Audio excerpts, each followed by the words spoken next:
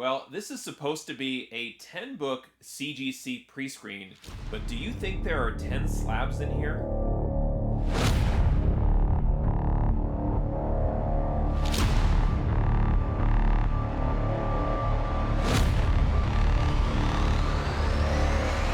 Hey there, today I have a CGC unboxing video, and in this video I'm going to open up this shipment that I received from CGC, and this is supposed to be a 10-book 9.8 pre-screen. Now I can already tell from the size of this box, the width of it, that you can't physically put 10 slabs in here, so I'm already assuming that I've got some misses, so I'm very anxious to unbox this and see which books didn't make it. Especially after my last 9.8 pre-screen was a perfect 100% submission. Every book got a 9.8. Now, I've been submitting quite a few books to CGC recently. Some books had been pressed, some books I requested custom labels. This is just a standard modern 9.8 pre-screen submission. And so really, it's just a question of how many books got rejected. And then what do I end up doing with those books that didn't make it? So let's go ahead and unbox this shipment and take a look at the books that did get a 9.8 in my most recent 9.8 CGC pre-screen. As I kind of predicted, and I'm going to not look at the slabs here as I'm trying to pull out, it did include books that were rejected. So I'll save this to the end so we can see which books didn't get the 9.8, as I could just tell from the size. As soon as I looked up that this was a 10-book shipment, I could just tell from the size of the box that it was just not going to be 10 slabs in there, and I was correct. So let's go through and see how many of the 10 books did get the 9.8 and which books I ended up submitting. And I was going to cover the grade as I normally do, and yep, it's all 9.8s. Here we have Black Cat, number 1. This is the 2019 edition, cover art by J. Scott Campbell. I love this book, and if you've watched my other unboxings, specifically unboxings from Gmart Comics, I always get this book from Gmart for 99 cents, and when I grade it myself and screen it, if it looks like a 9.8 candidate, I love sending it into CGC. One of my all-time favorite Black Cat covers, and for the price that I pay for the book, I feel like it's just a no-brainer to go ahead and send this one in for grading. So always happy to get that book back in a 9.8. All right, next we have, this is Noctera, number 6. This is the variant cover D with cover art by Mirka Andolfo. One of my favorite sort of cover styles is a character being eaten by some sort of monster, where the character's dealing with the mouth and the teeth of the monster. I love these types of covers. Big fan of Noctera from Image Comics, and really love this one. Cover art by Andolfo. Next one up is Star Wars, The High Republic, number 4. And this is the Leniel Francis Yu variant cover. Yu being one of my favorite artists. And basically, the point of this is just me going back and slabbing a lot of the original, the first Star Wars High Republic series, or phases, I guess. They're on to Series 3, Volume 3, Phase 3, whatever you want to call it. But love the color palette on this cover. And this is a 1 in 25 variant, and I feel like when the Star Wars The Acolyte show pops, I think people are going to be interested in the Keeve Trennis character. So just kind of stockpiling a lot of great covers and early covers featuring that character. All right, so 3 for 3, right? Or 3, they're all 9.8s in a pre-screen. So 3 for 3. Let's go 4 for 4 here with Fantastic Four number 47, and my quest to try and get all of the Russell Dodderman character iterations. This one is now checked off of my list, as this features the Invisible Woman here with cover art by Russell Dodderman. And I love this. It's got all the different character costume designs for the Invisible Woman, Sue Storm, and hope to display all of the Dodderman variants side by side, because I think it would be an interesting kind of wall art display. And this book was open order and really easy to find. but not always easy to get into a 9.8 based on the number of these books that I've submitted. but really happy to get this one back in a 9.8. Okay, next up we have Aphrodite 9 or IX number 1. This is from 2000, and this was a book that I took a chance on when I was trying to find a bunch of great David Finch covers, and was able to find this copy at auction. And when I got it back, I thought it was in really great shape as is. None of these books were pressed. This is just a straight reception of the book, me screening it, thinking it was a 9.8. And really just classic, gorgeous David Finch cover art here on this Image Top Cow book, Aphrodite 9, number 1. All right, so far so good. Next book up is X Lives of Wolverine, number 5. Speaking of the Russell Dodderman character costume design variants, here we go. This one is Wolverine. Gotta have Wolverine. Love seeing all of his different character designs here.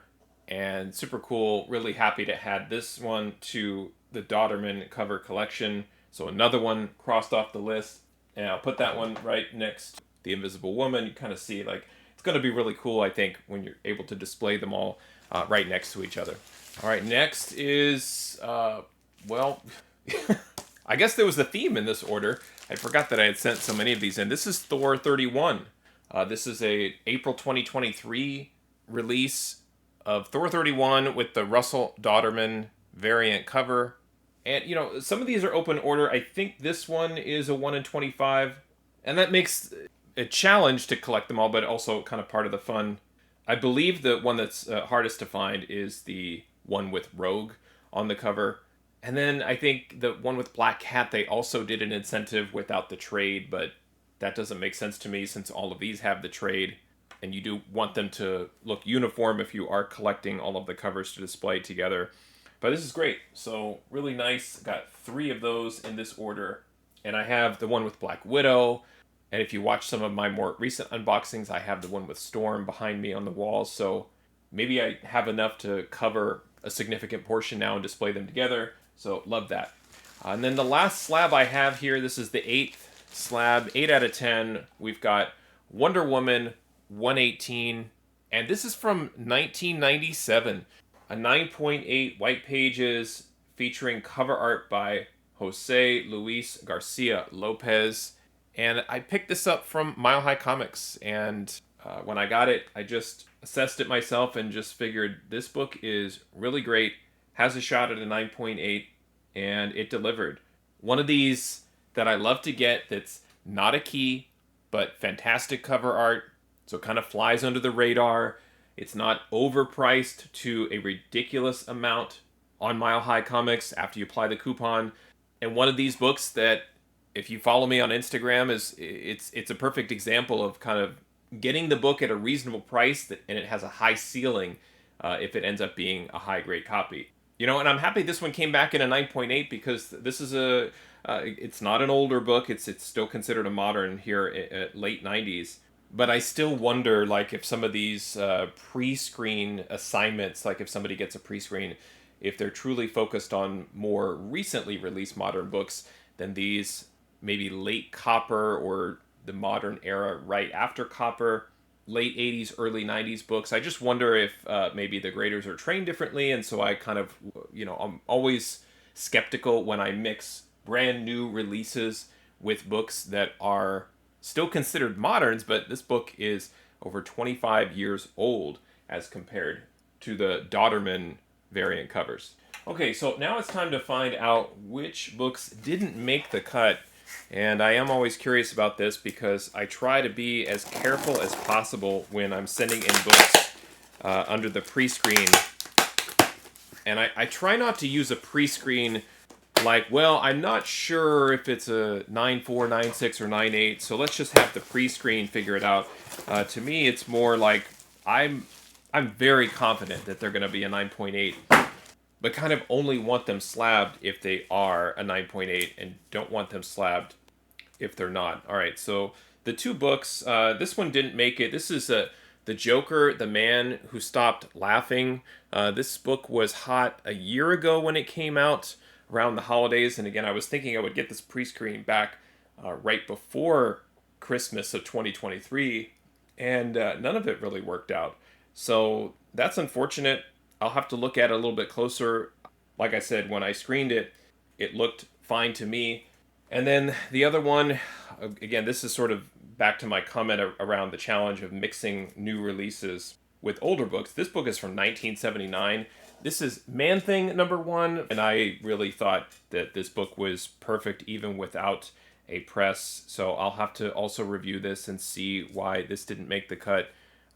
This might be something where I send this off for pressing and just kind of give it a basic press to just smooth out. I don't know if I really don't know what, unless they feel like there's just some light creasing somewhere. I'm not going to get grader's notes on these, and I feel like that is something that I would like to see CGC change. Like, you end up paying for the pre-screen, so I had to pay for these two books to be reviewed by CGC, and I feel like for that fee, I should get some reasons why. Because for $9 to just to look at the book and say nope, not a 9.8, it's not the greatest value. I think. I mean, it's essentially it's insurance. Obviously, to get the grade or a minimum grade, so I could have sent these in at a 9.4 pre-screen. So it's kind of ensuring at least that minimum grade. I understand that, but probably for the amount of time that's taken to just look at these books versus the time it takes to not only grade these books, but encase them and put through the entire process, prepare them for shipping, go through the quality assurance. Either I'm getting a bargain getting the slabs, or the pre-screen is way overpriced. I'm just saying that I feel like you should get a little bit more value so that the rejects don't hurt as much. When you get these rejects back, it's just rejected. There's no reason. And when I say no reason, I'm talking about in a 9.8 pre-screen where these are probably 9.6s. They typically don't leave grader's notes for those sorts of scenarios. And I still feel like for the money I'm paying for the pre-screen, I should get a little bit of an explanation as far as why these two books didn't make the cut. Let me know what you think of this submission. Do you like the pre-screen option? Would you like to see more value from CGC? Feel free to let me know in a comment. Thanks for watching. Happy collecting, and see you next time.